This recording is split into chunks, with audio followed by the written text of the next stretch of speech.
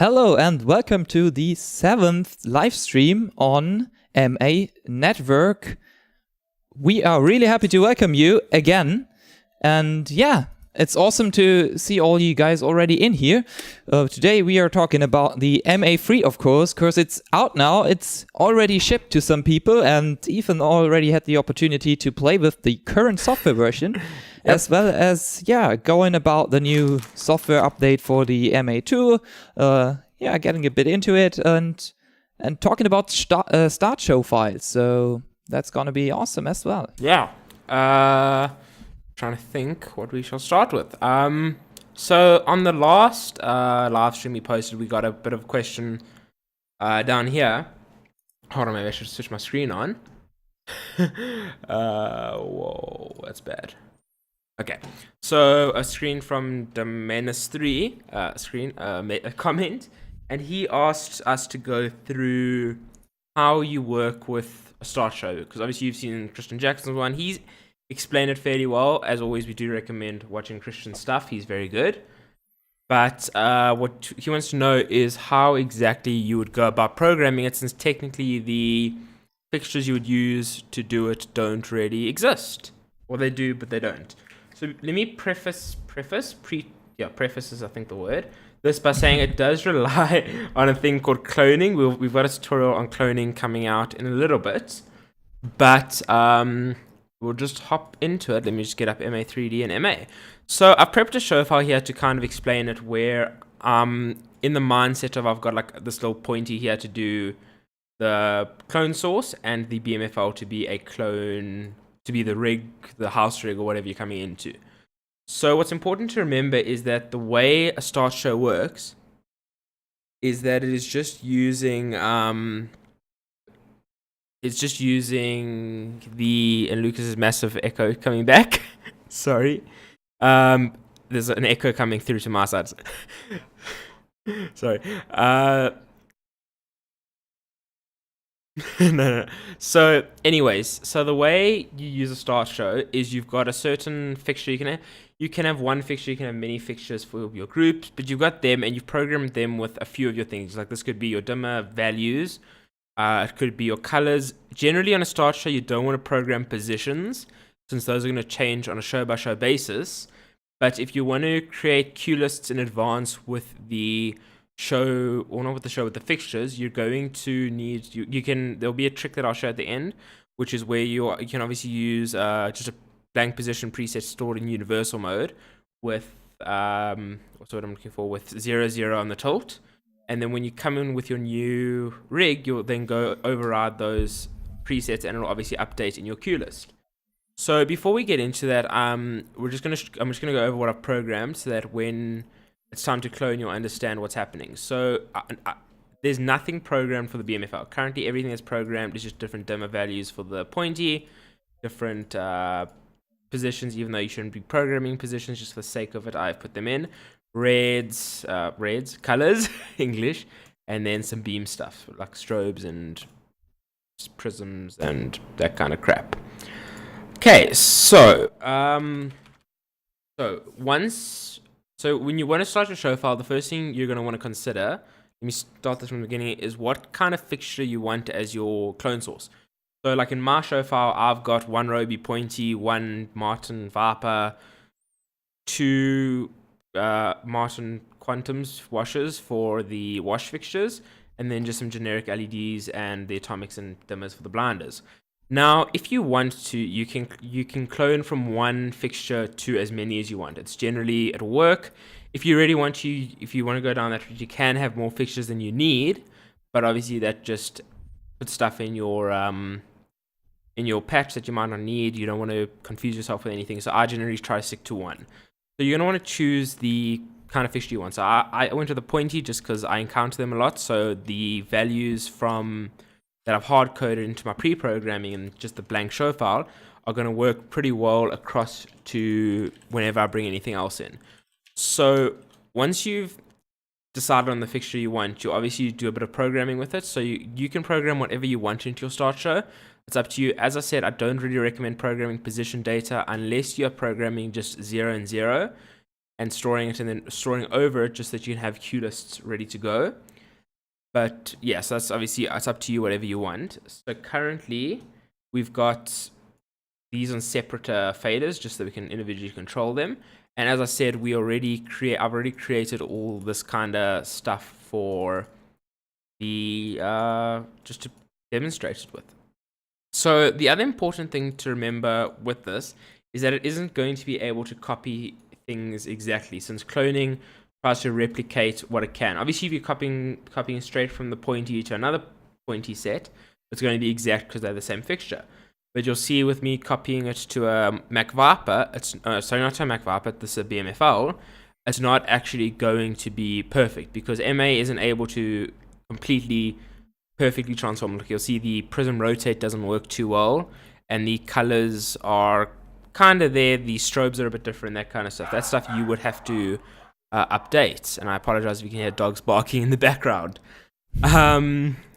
So yeah, so that's the important thing to remember, is even though you're pre-programming all the stuff, you are still going to have to do a fair bit of work creating just updating everything for it to work. So I guess we can just jump right in, and just a heads up, this will obviously be available after the show file. I'll put it somewhere and put it in the Discord maybe if you want to download and just use it for reference. And we can put it in the forum, doing a new post there. Oh yeah. So this is going to be a very quick overview of cloning. As I said, we have got a tutorial coming out on it whenever Lucas and I get around to filming it. But in this case, generally what you're going to want to be cloning is just the sequences. But because of this, I'm just going to clone the whole show file to give an example of it. Once we have our cloning tutorial out, it'll all make a lot more sense. So I'm going to use the command line just because I find it easier. So I'm just going to say clone group 1 at group 2. Now just to explain what this means is cloning is MA's way of copying stuff. And group 1 is the pointy and group 2 is the BMFL. So I'm going to press please. It's going to give me a massive warning because you very rarely want to clone the complete show. Most of the times you'll use the if statement in conjunction with the clone statement. So you'll say clone group 1 at group 2 if sequence through. That'll only clone the sequences. You can say if effect through. That'll only clone the effects, unless I'm giving you wrong information, but I don't think I am. If preset through, only will clone the presets, that kind of stuff. I think that's how it works.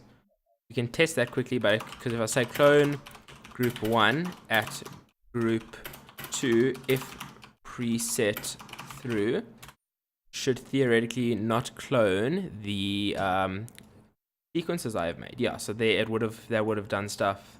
Yeah. So, but if I go to the I don't know if this activated. If I go to the presets, they should have applied to both, but they didn't appear to. Oh, I guess I only did these ones. That's weird. But anyway, sorry for that. You can just say clone group 1 at group 2. So this is going to clone the complete show. Now, it doesn't have to be group 1 and group 2. It's obviously whichever your clone sources are and your clone destinations are. So now you'll see it's going to replicate everything the pointy is doing in terms of what is programmed. So this fader, which previously just controlled the pointy, is now controlling both of them. The attributes, or not the attributes, the sequences down here are for all of them.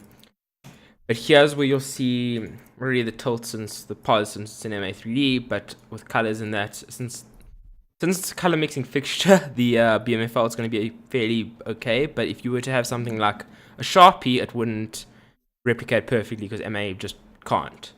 In terms of strobes, obviously you have different strobe speeds that will affect it, but here, like you'll see, it's not going to really work too well with the rotate of the BMFL. Like the BMFL's prism isn't actually rotating as it should be. That's the kind of stuff that you would have to go into your presets and update prior to your show or once you're on site, all that kind of stuff.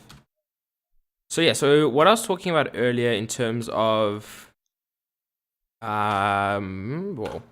in terms of programming preset positions in case you want to later on use them in sequences. So you want to have your sequences, not sequences, but you want to have your cue lists and your position stuff ready to go so that once you are on site, all you've got to do is quickly change those positions and they're ready. You don't have to use any You don't have to use any storing. You don't have to store the queues on site, that kind of stuff. So what you're going to want to do is literally just store all your stuff with a 0, 0, and just store a couple of them. So in this case, I'm just going to store 3.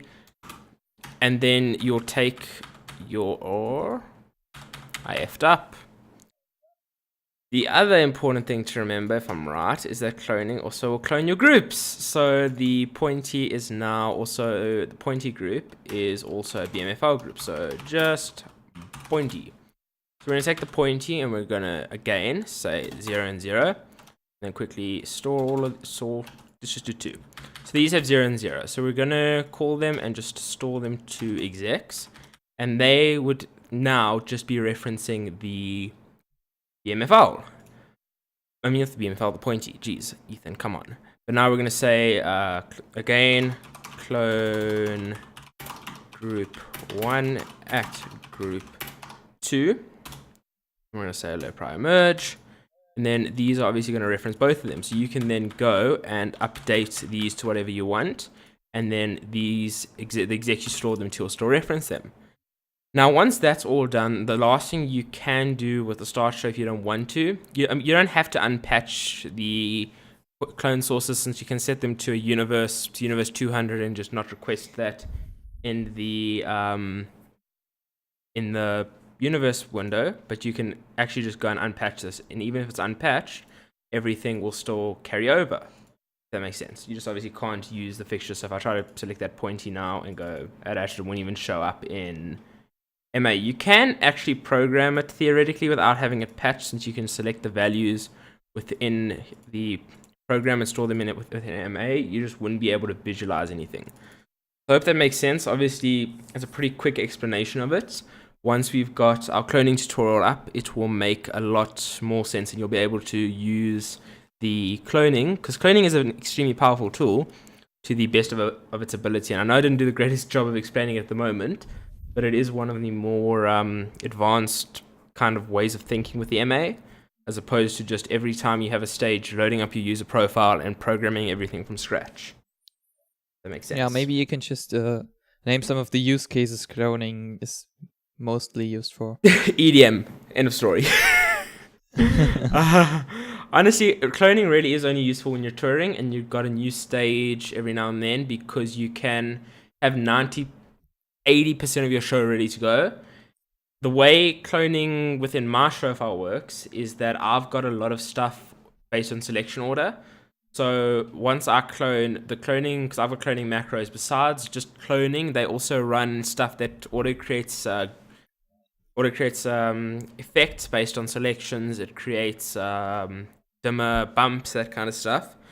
So if you're touring and you're getting a new stage often, by often it doesn't mean like every day, but obviously the guys that are touring every day do have cloning built in somewhere into their show file, because you are going to, it's going to help you out in the long run, because you aren't going to have to reprogram everything every time. I know a lot of people use the kind of technique of per show file per show.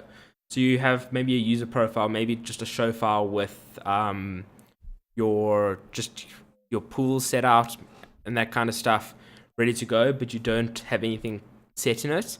And then obviously further with the start show, you would PSR in the other patch. That makes sense. That's something Christian's gone into, and I mean, it is really simple. It's literally just going into backup, partial show read initialize. You'll select which show you want. So if I chose that one, you'd say load. You'd select all the fixtures you'd want. You'd say use other stage if you wanted to carry over the stage. Prepare, and that would bring the patch into your show file. But I'm not going to go into that at the moment. That's how you would bring in your show file. You'd create groups off of that, and those would be your clone receiving groups, if you want to call them that. And your clone source groups, you could hide somewhere. You could have a macro that just does the clone group X at group Y. Run that, and it'll clone everything over. And as I said, it is a longer topic, so we have got a full tutorial coming out in it eventually. I say with a bit of hope. And that will, and then hopefully you guys can. It's a second from now, so one video, and then the cloning tutorial.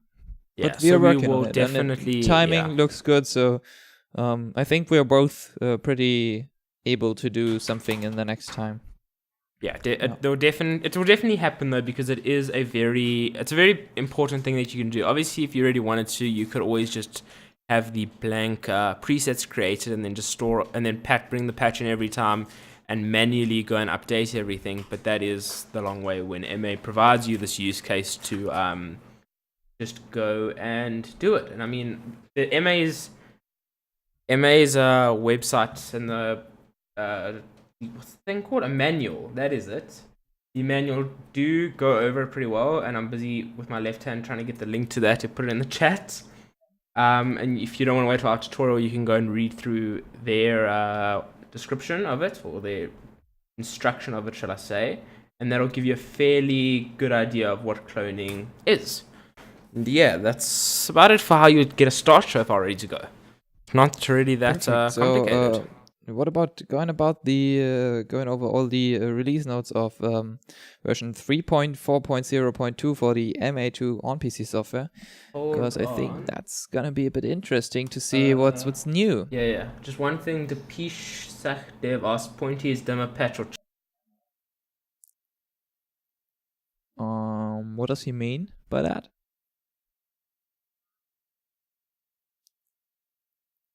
Can you imagine, Ethan?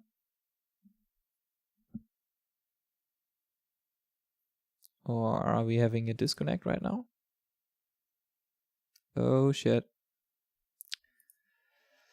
That sounds like a disconnect.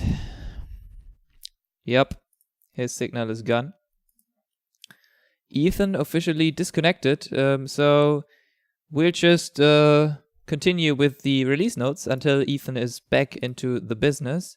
But for now, we literally have to wait for him. No problem. We are continuing with the release notes. So what's new about the software version 3.4.0.2? Let's see. So a lot of bug fixes, of course, but it's not just only bug fixes. We got some little improvements here and there. It's nothing mind-blowing. It's nothing crazy new, but it's nice to have. So improved cloning. Yeah, that's the topic we just talked about. Cloning for color wheels and mixed colors. That may be the reason why the color presets in Ethan's example just haven't cloned, because that's not really working all the time, and maybe it's now improved and works. I don't know, but it's at least one of the points in this list, so they changed something about that. Yeah, there's the option to lock plugins, which now makes them uneditable, which will be an interesting feature for people like Jason Chiaffo or other makers of really awesome plugins, because they really can now protect their plugins against copying and changing them, so they really can sell them without having the problem that people are able to copy and put them online. Maybe, I don't know if that perfectly works, because it can still be the case that you are not really able to protect the file on the hard drive itself. But at least you are now able to really lock plugins and make them uneditable in the software itself. This sounds like an interesting one. Fixed assign effect X, low value Y is not affected by the effect editor window any longer. I don't know if that really works. If that works, setting the low value through a command line, that would be awesome. Because back in the day, I think you would have been always the one doing like two presets, low and high value presets, and overriding or updating the presets to be able to change the low value and high value of effects. So maybe this now works in the command line. I don't know, but it implies that it maybe now works. And yes, some other minor things, improved sensitivity for the fader touch, and improvements for the web remote, like fixed stuff, and always requires the login now. And we also got some MA on PC only updates. which are problems that I've never really had when working with on PC, so I don't know. But you see, that's mainly a bug fix update. But not only. If we have a look into the new software, we can actually see some new icons in the setup window that are just making our life a little bit more, visual. I don't know if we need them, but now they are here. And there's also a wonderful new thing for cloning here. So you can now easily press the cloning button and more easily do the cloning within the setup, as it seems. So that will also have impact on our cloning tutorial and how we lay it out. We'll further go over the software update and see if there's new things that are not mentioned in the release notes, of course. Yeah, but it really looks like they've maybe done a little bit more in this software update than they are saying on their website, actually. So yeah, let's see. Otherwise, yeah, that seems to basically be it. Other things look pretty similar. Yeah, now nothing mind-blowing there. And now I'm really, really happy to answer you guys' questions. So please ask them down below so I can answer them.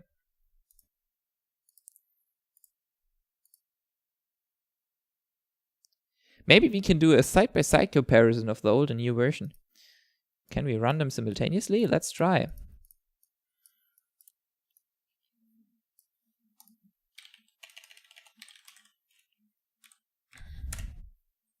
That's the old version. Let's see if it comes up or if it does not work.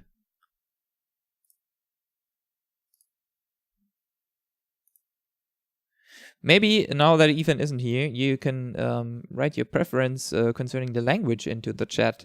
So just that I know if there are only German people, if I should just talk German, or if there are international guests right now. So I need to stick to English here.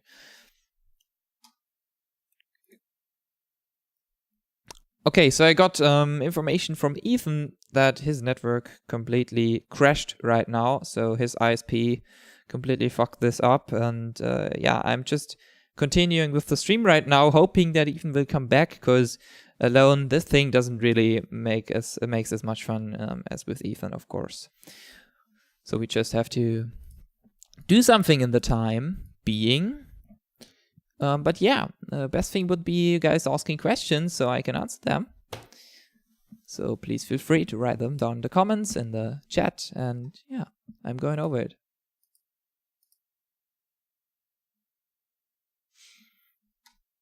Okay, so it's definitely not possible to run two versions of the MA at the same time. But yeah, maybe explain something about bit mapping, about the queue options. We can talk about sequences, we can talk about cloning, as Ethan already did. Maybe something about working with GrandMA in feature, how to deal with tracking. All important questions that you may not know already. So if that's the case, feel free to ask.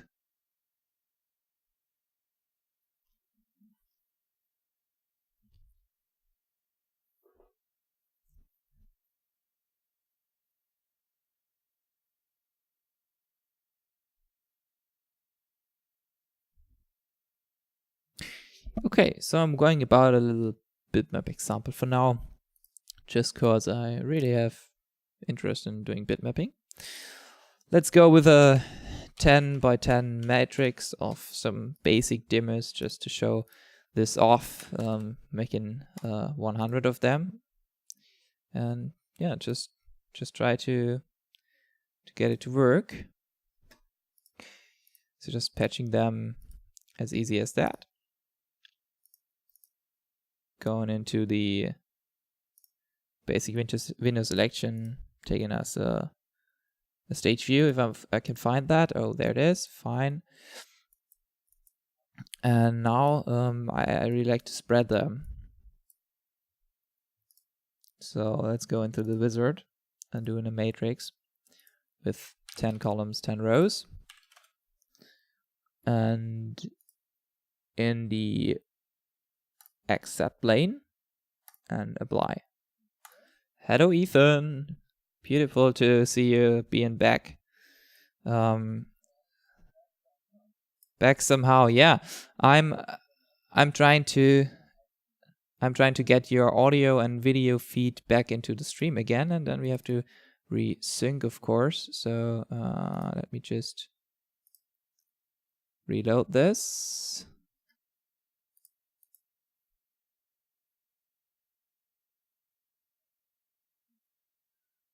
I'm not currently seeing your clock, at least.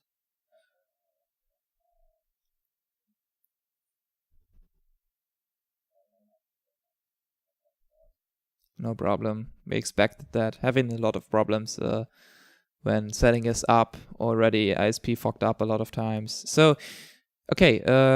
Can you stop and start one more time, please?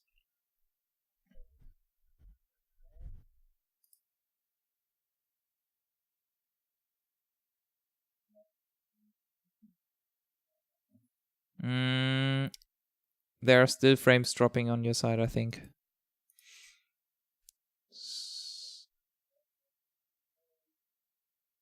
Yep.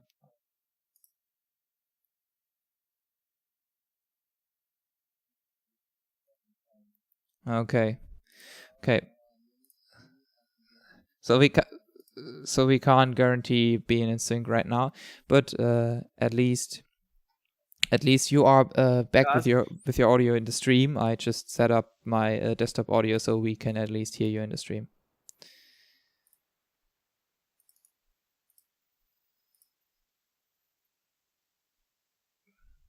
You still there? Yeah. Oh my god, frames are dropping insanely. Like, what the hell? Okay, so then just let's go on for now, hoping that your ISP fixes it. And Stan says time is relative. Yeah. Time is relative. Time is relative. Yeah, relatively wrong right now. But okay, Yeah. let's just You go keep going. on I'll just sit back with the bitmapping example that I just started to show off. Basically, it's just 100 dimmers that I laid on there as a matrix, but they are now tilted upside down. So I want them to look into the viewer's eyes. So I rotate them for about 90 degrees. Looks looks perfect. Oh, wrong direction. Fuck. That's better. Perfect. So now you got all those basic dimmers in there. Nothing crazy yet. But now we try to make a little of a bitmapping example out of that. So let me just grab the groups pool, store this as a group in there. Oops.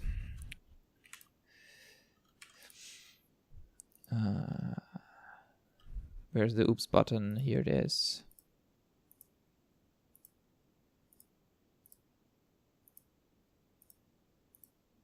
Okay, there's my selection back. Okay, and now in order to use the bitmapping, you need to first patch a bitmap fixture. The bitmap fixture doesn't take up any parameters. It's just a fixture that you need to have in there to control your array of normal fixtures with it. So you can find it by searching for bitmap in the fixture field, importing it, putting it somewhere, and yeah, there it is. That's our 101, fixture 101, please store. That's our bitmapping. Whoops, what happened there? Ah, no, it's of course fixture 1. Please store there. That's our bitmapping fixture. And now to be able to control this matrix, we also need a layout view that replicates it. So putting the stage view there and getting us another layout view. You can just pull that from here and add another pool for the layouts. add a new layout. And yeah, maybe we can first, we can store that in there. Now we have all our fixtures in the layout view. Now going on to setup, and there's an option under arrange. We can select camera, which allows us to align the fixtures as we already did in the stage view. So just confirm that with apply and zoom in there, and now you can see the matrix as we already created it. Next thing we need to do is adding a rectangle in there. So I cancel this, get back to here, and we add a rectangle around the selection of fixtures that we have in the layout view right now.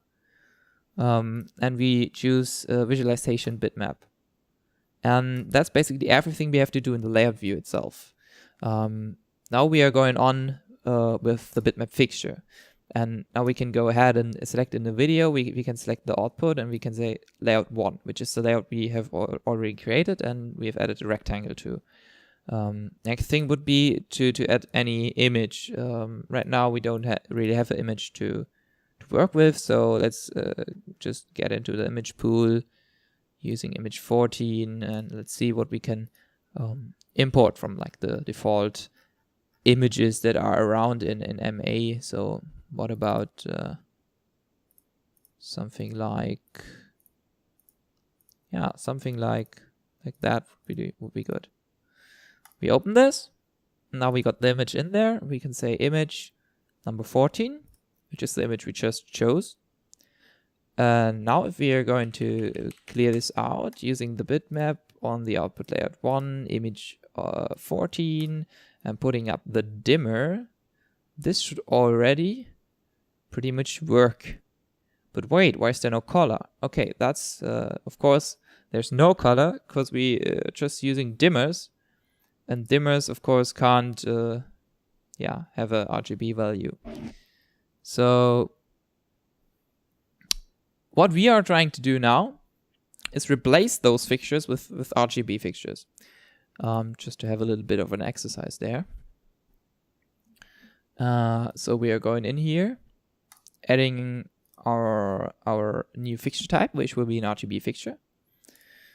So we are just going to import one that's already there. So RGB, and we're using the generic RGB with 8 bits. So it's a dim and RGB value. You just import it. Now we got the fixture in there. And now to replace all those dimmers and make them RGB enabled fixtures, we could just go to the fixture type here and changing it to LED. So now we got a lot of DMX collisions, of course, because those got more channels than just one. So we just confirm that with OK. And next thing we need to do, of course, is patch them again. So we need to select this row, and then we are clicking in there, right click, and choosing patch 2 1.1, which is universe 1.1. And now it should work. And yeah, it did. It actually patched our fixtures just fine. So now when we exit out of this, saving the patch, this should theoretically now be able to output RGB values. And indeed, it does. We can't see it because it's not visualized as a beam. But we can see that our image with the red and white is already displayed. Not that high of a pixel count, of course, because it's just a 10 by 10 matrix. But it works, and we can even do crazy stuff right now, like rotating and more. So here's the rotation option and the scale option, and we got preset to change your mode if we are controlling RGB and dimmer values, or just RGB without the dimmer values. All of these things we can just adjust right here. Going into speed and play mode here. And yeah, now we can just do an example, for example, the rotating thing. So I move that window a little bit out of the way. So we can see the 3D and the on PC. And now when I rotate this, you can see that this indeed rotates. And yeah, we could now really animate that and make it an endless rotation or something without any problems. We can also change the scale of it. So we are able to make that small and big and even bigger than it has been by default. As well as, yeah, changing it to only dimmer, which makes everything white, of course, or change it to RGB, which, of course, only sets the RGB, but not the dimmer. That's basically all there is to it. And yeah, then there we got the play mode, which is pretty self-explanatory. And that's it. And you can even go ahead and color this thing. So you can set the mode to just dimmer. And then you can go to the color and change it. So say you want to be that color. And the reason why it does not work is because I'm wrong. So when you're changing the mode, it also disconnects the actual RGB control of the fixtures from the bitmap fixture. So you need to have this set to RGB and dim. In any case, you want to adjust color from within the bitmap fixture. So going into color now, we are able to make that an only red thing. Okay, so that's it so far on bitmapping. If you have any further questions on bitmapping or other things, please ask the questions down below. I hope I have already been able to help you in some way. And yeah, I'm continuing to maybe read the comments right now. Hey, when will be the MA3 released? The MA3 is already released. So there are the first consoles already shipped to the distributors, and there are already some people having it. But it's not that far, not that long ago that they started shipping. So yeah, there's no MA3 on PC software yet, because that will be released later this year with the Command Wing. So when the Command Wing gets released, the software for the on PC actually will be released as well at the same time, which absolutely makes sense. But yeah, so far we got at least the release of the consoles, and yeah, they are shipped. Yes. Hello Ethan, you are back again? Streaming to your side's looking pretty okay. Should we try and see if I can get back in now? Yeah, be let's a part try. of the fun that is our streams. Yep, let's try again. So You should have the clock. okay, can you stop and start once again, please?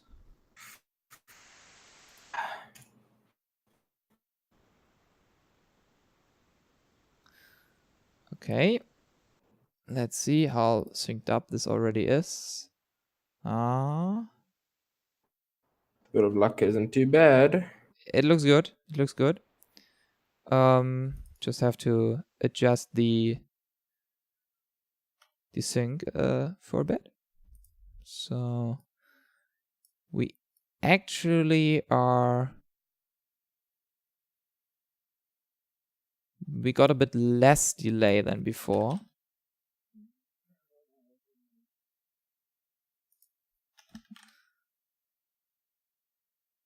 Okay, so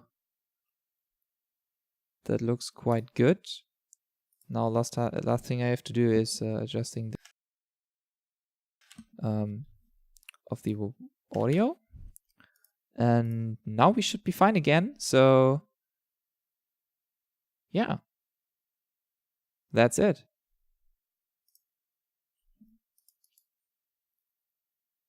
Ethan is back. Hype. Put hype in the chat.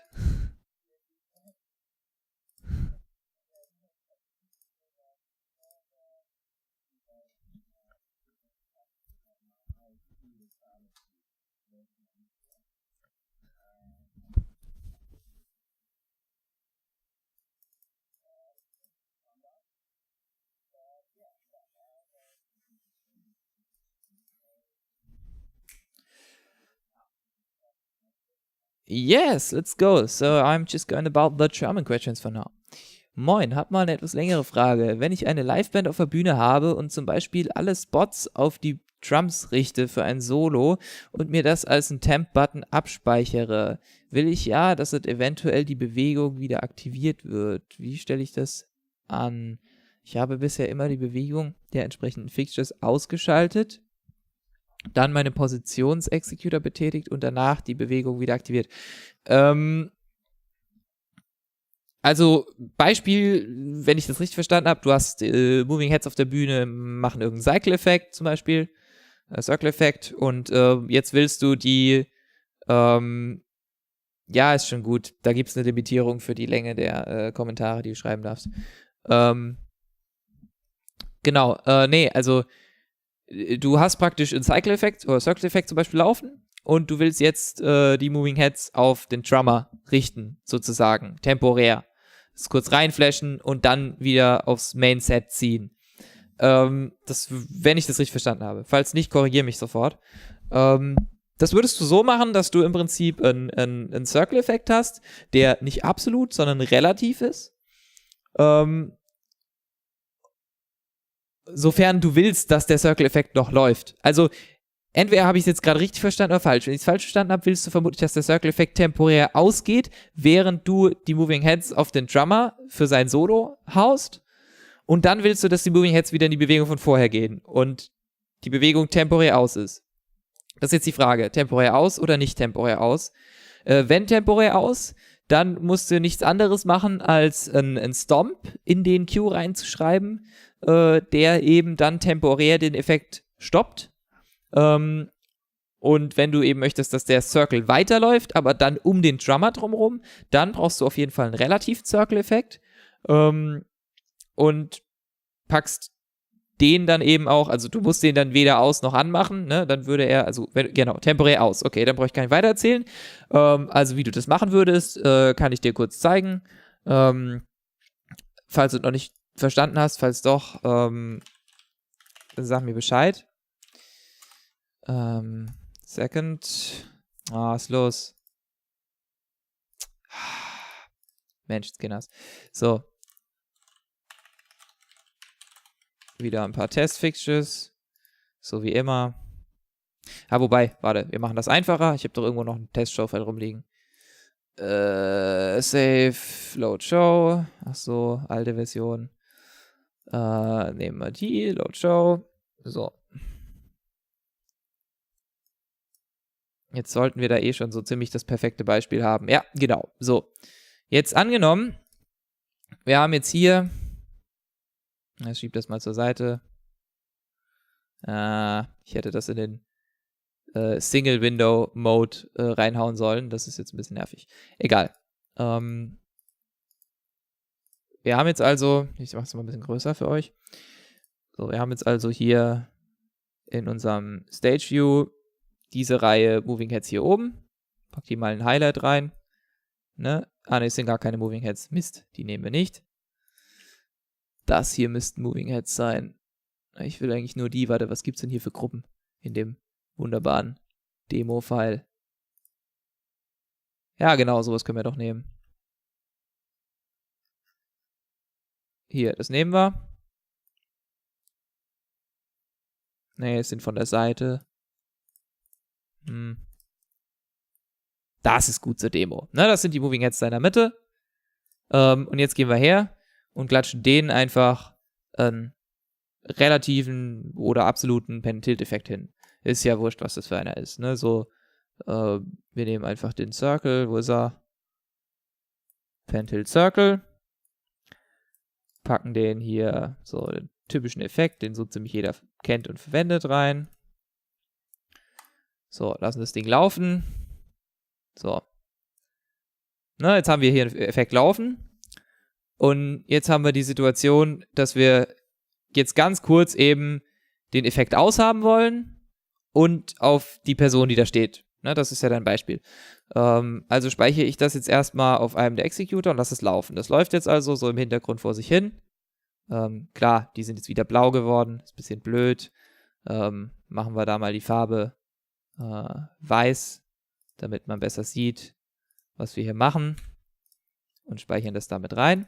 So, jetzt sind die weiß, dann sieht man das besser. So, und jetzt will ich temporär diesen Effekt deaktivieren. So. Dann gehe ich her und sage MA-Add für Stomp. Gehe auf meinen Effekt. So, jetzt ist der Effekt aus. Und jetzt nehme ich eben meine Selektion Lampen, gehe aufs Position-Attribut und ziehe mir die mit dem Align jetzt hier pen-mäßig zusammen. Lol. Funktioniert nicht so, wie ich mir das vorgestellt hätte. Sekunde. Falsches Align-Feature genommen. Off. So, und jetzt nochmal. Ja, genau. So, ziehe mir die jetzt hier zusammen für meine neue Position. Perfekt. Und speichere das jetzt. Hier auf meinem zweiten Cue. Mach da einen Flash rein oder einen Temp rein. Das ist jetzt auch egal. Und immer wenn ich jetzt hergehe, ich habe das laufen und ich drücke auf den Button, dann hört mein Effekt auf und die gehen alle auf die Position. Ne? Und wenn ich loslasse, läuft sie ja weiter. Also ich denke, das ist das, was du meinst. Du musst halt den Effekt wirklich über MA-Add, was das Keyword ist für Stomp, und dann Anwahl des Effekts, den Effekt beenden, das mit in den Queue speichern. Also in dem Queue steht jetzt wirklich drin, dass dieser Effekt an der Stelle aus sein soll. Ich kann dir das mal eben zeigen, wenn du hier in Sequence Tracking, doch, ist es richtig gewesen. Wenn du hier, zack, ins Sequence Tracking Sheet reinschaust, dann siehst du, dass in dem Queue Effektwerte gespeichert sind. Und zwar der Stomp. Der Stomp ist ein Effekt. Der Stomp sagt nämlich kein Effekt. Und das muss gespeichert sein im Effekt-Layer von dem Queue. Und dann wird es auch temporär eben beendet, wenn du den Queue abfährst. So funktioniert das. Und dann sieht es halt eben so aus, dass die alle dann aufhören zu drehen und auf die Position gehen, auf die du sie haben willst. Und dann, wenn du loslässt, wieder weitermachen. Gut. Ich hoffe, ich konnte deine Frage beantworten. Dann, ja. Let's get back into English. And, yeah, rock this thing. Oh, okay.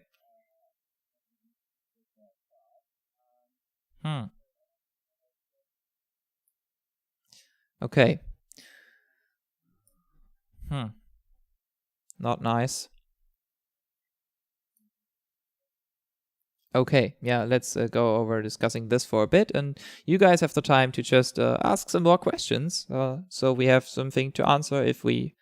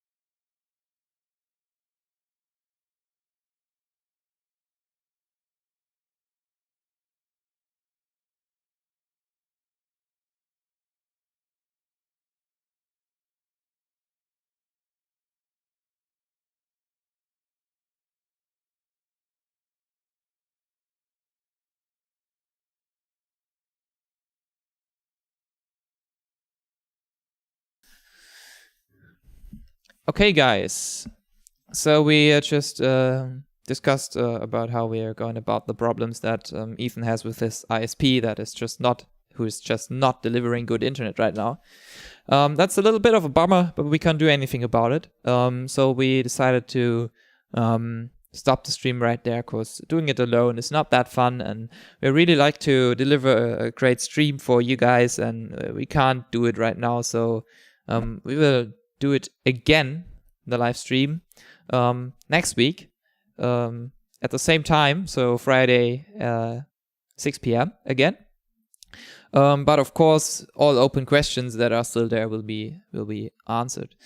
Is it possible to play back video in MA3D?